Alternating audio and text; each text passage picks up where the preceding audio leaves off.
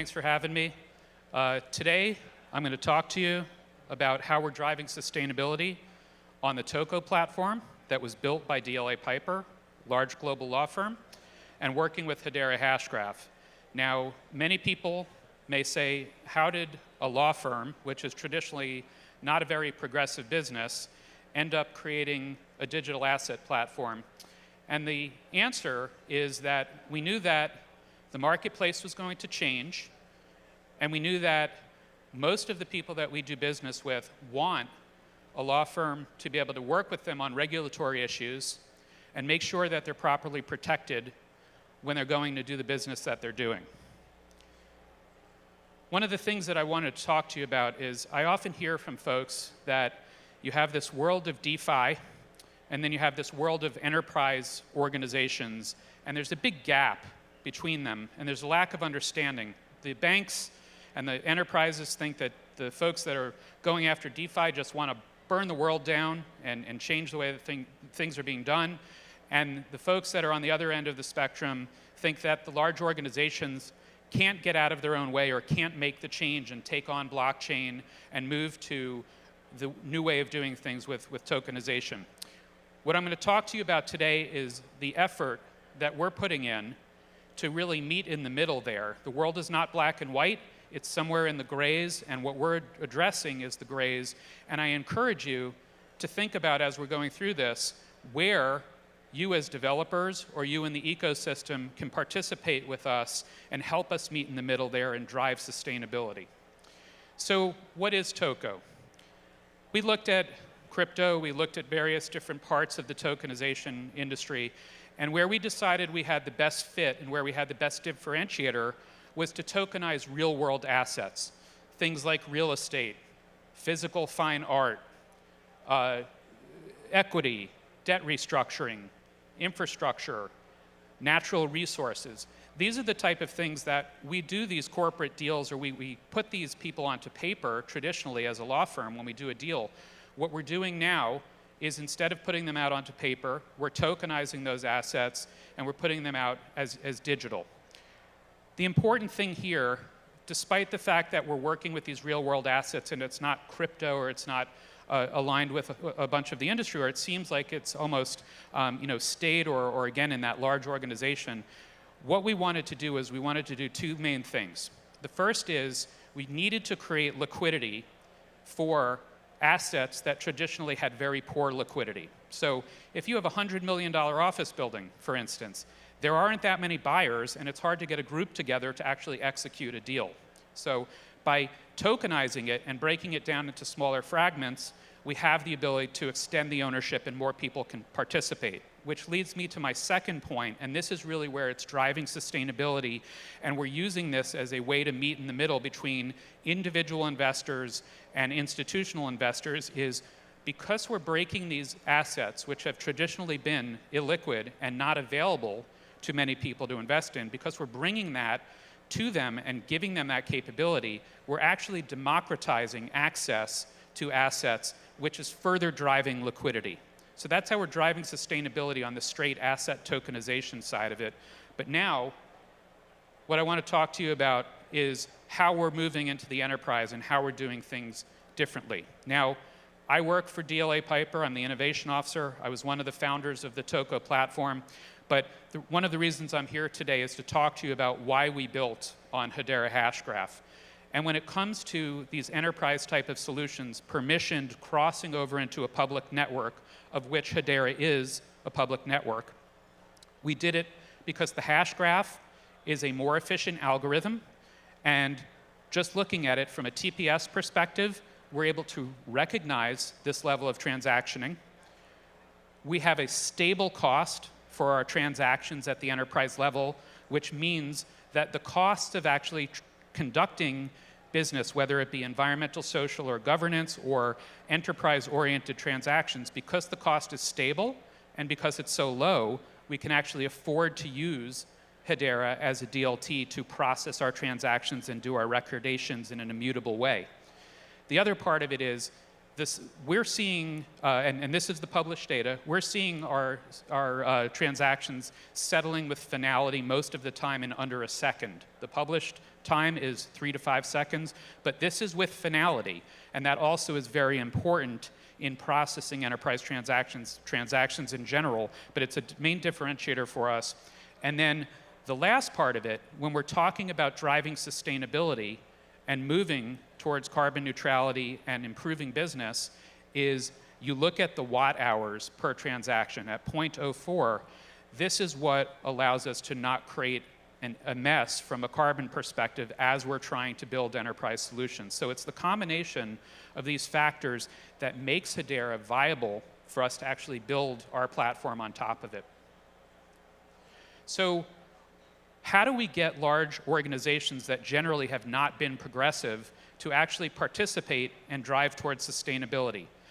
Many of you who have worked on either ESG solutions, again, environmental, social, or governance, or driving towards sustainability, carbon neutrality, if you go into a CEO or a CFO at a large organization and you say, I have this wonderful project that you should do because it's going to make your company greener, they're going to respond to you, at the next quarter, I have to go in front of my board and I have to talk to them about profitability and earnings and revenue.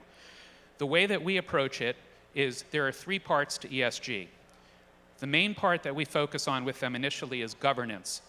Just because you're doing a project that actually is driving sustainability does not mean that you have to do a project that is not profitable or is not optimizing your business. So we focus on being able to work with them on looking at business use cases where we actually are lowering their costs and then using that also as a method by which we're also driving sustainability on the environmental and social portion of the ESG equation.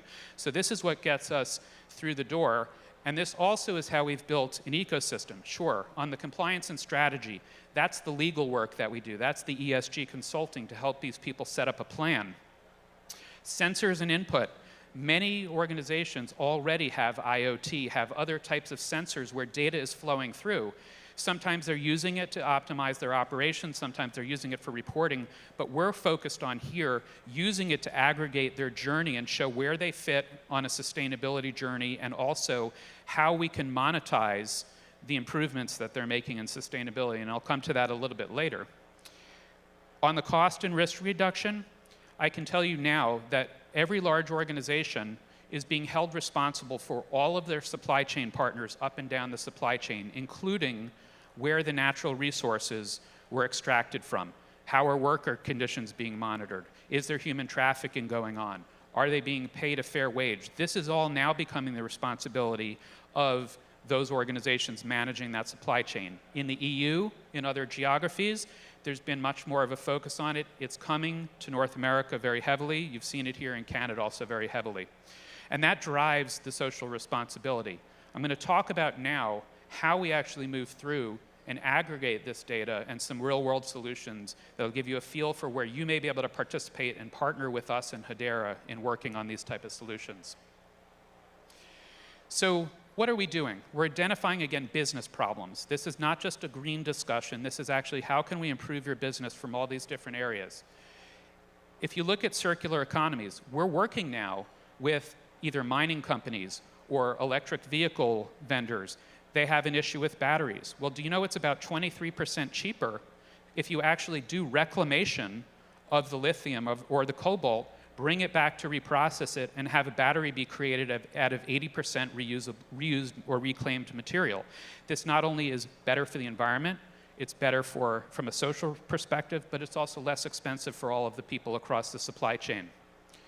SLAs and work monetization. We've built a solution where actually as work is being delivered, it gauges the level of carbon efficiency in that automated work and then records that so that we can actually aggregate that and turn those into carbon tokens, carbon offset tokens. Internet of Things, I mentioned this before, when you look at airplanes, when you look at buildings, when you look at infrastructure, all of the data that comes off of those devices, we have the ability to monitor it. We can tell people when they're not performing at peak efficiency.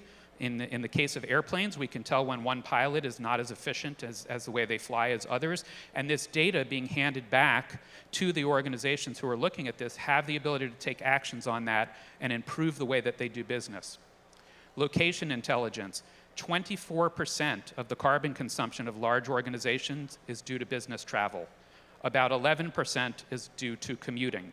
We have the ability to actually track through an intelligent engine to show when people are offsetting travel, when they're offsetting commuting, and actually, again, aggregate that data back into the fold for them. And then at the end of this is, as we're aggregating all of this data, we either show people that are in phase 1 or phase 2 of the horizon of getting to sustainability.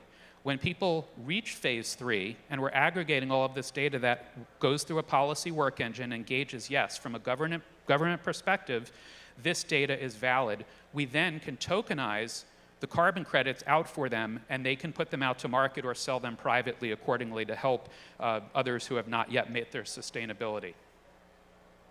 So when I talked about companies that are participating before in the Hedera Council, you can look at, I'm not going to read these off to you, but you see we have a collection of very large banks. We have thought leadership in academia.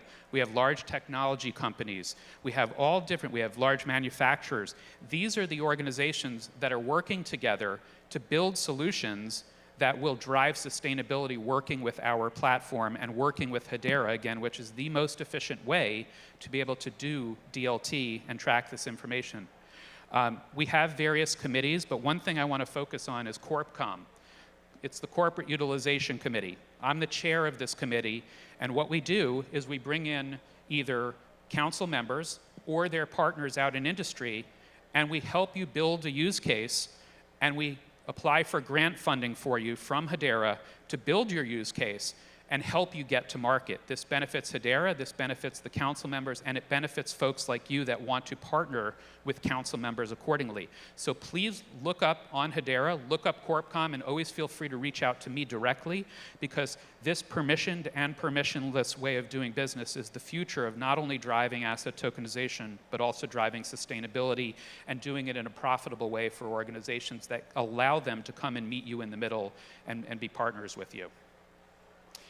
This is my information. I'll also be at the Hedera booth, which is right out front there. If you have questions on how to engage with Hedera, use cases that we're working on specifically, or how to apply for grant funding and bring your use case to us to help you get to market, I'm available to talk. I'll be here the rest of the afternoon, and I really appreciate everyone's time, and I hope you found this valuable, as well as a different discussion than you hear at a lot of the conferences like this, and focus again on the ways that you can build solutions that really matter and help push asset tokenization and blockchain along through the traditional businesses that need your help to actually get them started and push them on their journey. So thank you.